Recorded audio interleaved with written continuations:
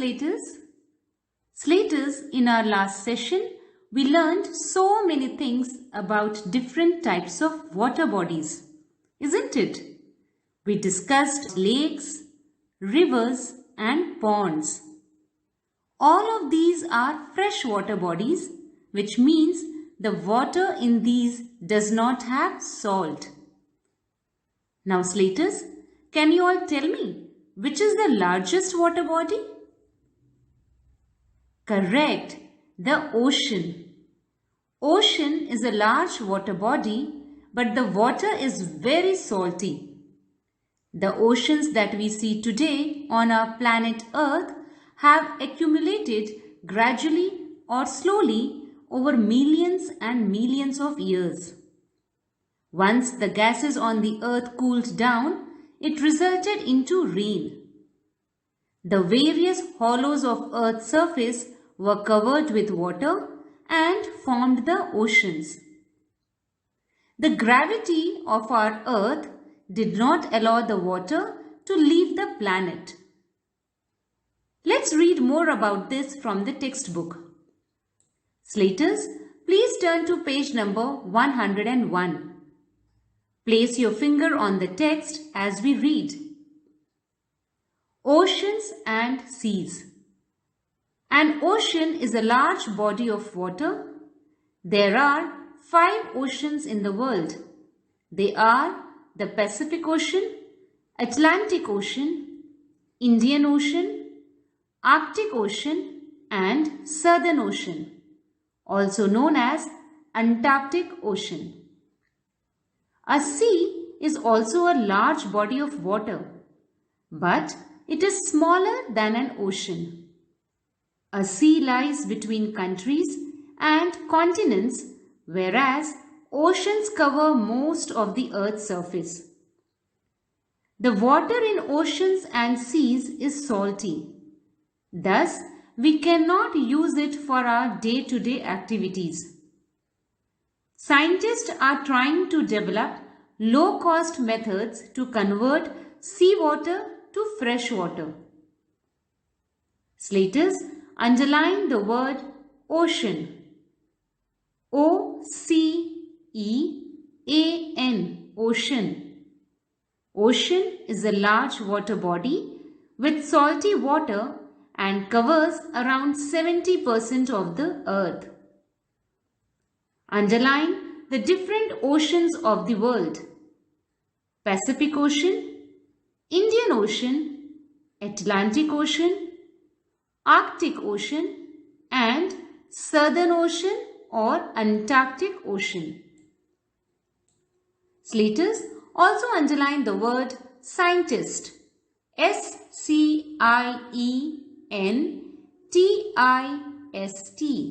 Scientist. Scientists are people who study science and conduct research. So Slaters, oceans and seas are both large water bodies. As mentioned earlier, oceans were formed gradually millions and millions of years ago. Around 70% of our planet Earth is covered by oceans. Oceans are not bordered or separated by landmarks. However, for our convenience, we have grouped the oceans based on their location. Slaters, Pacific Ocean is the largest ocean and the Arctic Ocean is the smallest. Unlike oceans, sea is partially landlocked and is comparatively smaller in size than the oceans. Some seas are fully landlocked like the Dead Sea or the Caspian Sea. The Mediterranean Sea and the South China Sea are some of the largest seas. Slaters, you all must have enjoyed your summer days by visiting a sea beach, isn't it?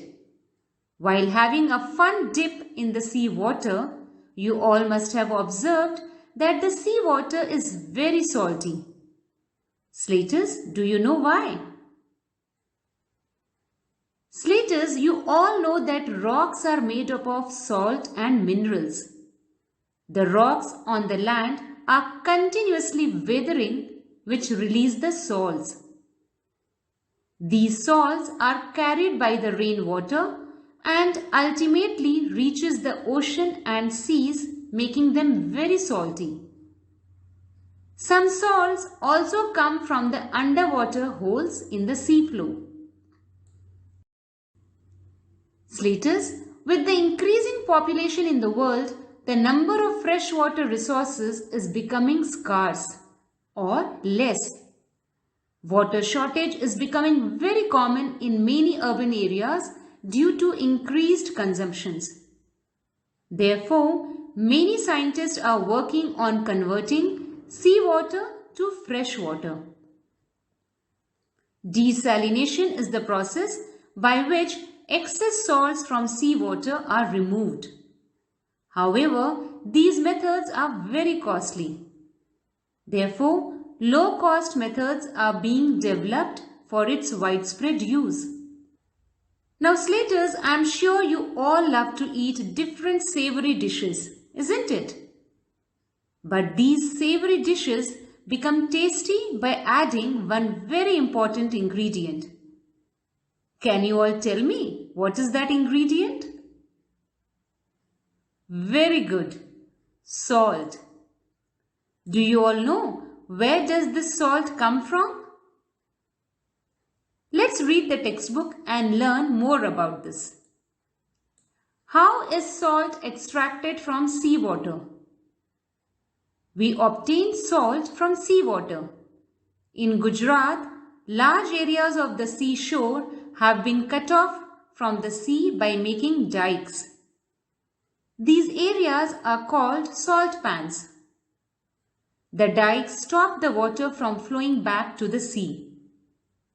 After some time, the water in the salt pans evaporates and a layer of salt is left behind.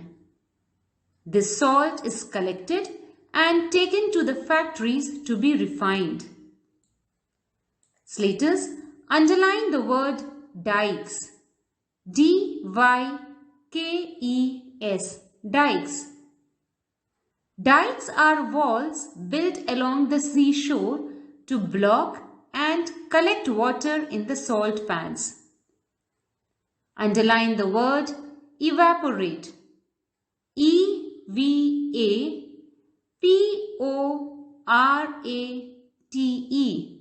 evaporate.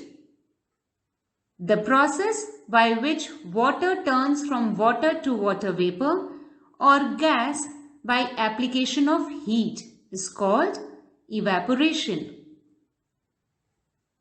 Underline the word refined. R-E-F-I-N-E-D, refined. A process for removing impurities and unwanted things is called refining. Slaters, India is the third largest producers of salt after China and USA. The majority of salt in India comes from the west central state of Gujarat. Seawater is the main source of salt. The salt pans are formed by making walls or dikes to prevent the water from flowing back into the sea. The water contained in the salt pans gradually start to evaporate due to continuous exposure to the sunlight and leaves behind the salt. This salt is collected and taken to the factories, which refines the salt by removing unwanted materials. Now, Slaters, apart from the natural water bodies which are formed after rain, humans also store water in different ways. You all must be storing water at home too, isn't it? You use buckets and tanks to store water. Now, in order to provide daily supply of water to all people, there are many methods of storage used. Let's read about these methods from the textbook. Storing water. We need water to drink, to do various household activities, to cultivate crops, and to generate electricity. As we do not get rain throughout the year, we need to ensure a steady supply of water. This is done by building dams, reservoirs, and canals.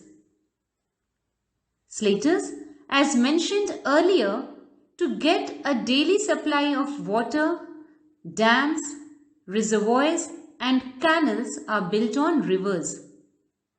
These storage methods help us in getting our daily supply of water to drink and for doing our household chores. Let's read about these storage methods from the textbook. Dam. A dam is a wall built across a river to block the flow of water. This water is stored and used to generate electricity. A dam also prevents floods. Slaters, underline the word dam. Slaters, many of you must have visited the Nagarjuna Sagar Dam built over the Krishna River.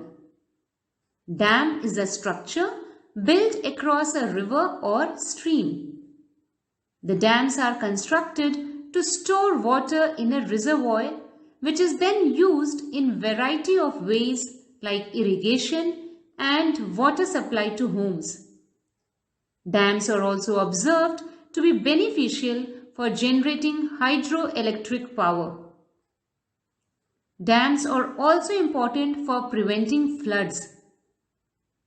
The dams collect and hold water when they reach at a certain level.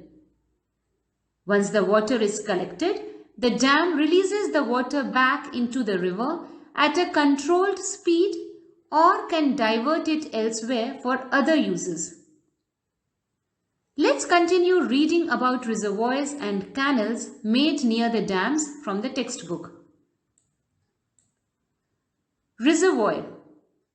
A reservoir is an artificial lake constructed behind a dam. The blocked river water is stored in the reservoir. This water is used for various purposes.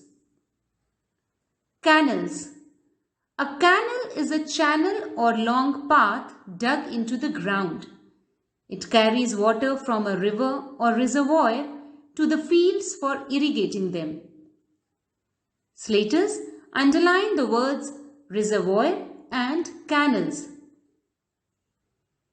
So slaters, reservoirs and canals are also built around the dam for storing and diverting the path of water for irrigation. However, designing of the dam is very important for the correct functioning of the dam. Now slaters, earlier we discussed salt pans, isn't it? We also talked about evaporation. Evaporation is the process by which water turns into water vapor due to heat. Evaporation and condensation are two processes by which water changes from one state to another. Slaters, you all came across these processes every day. You all must have observed that after washing clothes, when you dry them outside, the air and heat from the sun result in drying of the clothes. Evaporation also happens in nature when the small water bodies dry up during the summer season. Condensation is the opposite of evaporation. The air around us has water vapor, although we cannot see it. When the water vapor is cooled or when heat is removed, it turns back into water. Let's read more about this from the textbook. Evaporation. What happened to we clothes when we put them in the sun? They dry after some time.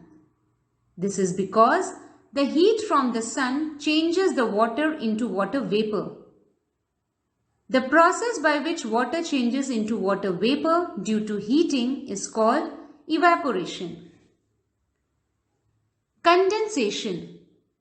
Take a glass and fill it with ice cold water. After a few minutes, you will see tiny droplets of water on the outer surface of the glass. Where did this water come from?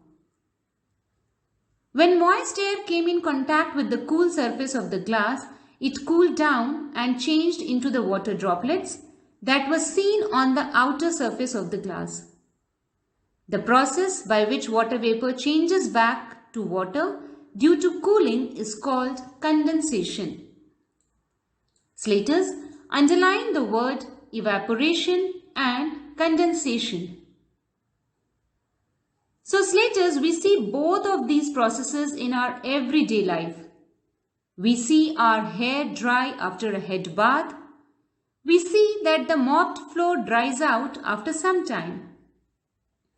We also see condensation when we pour cold water into a glass of water or remove cold items from the refrigerator.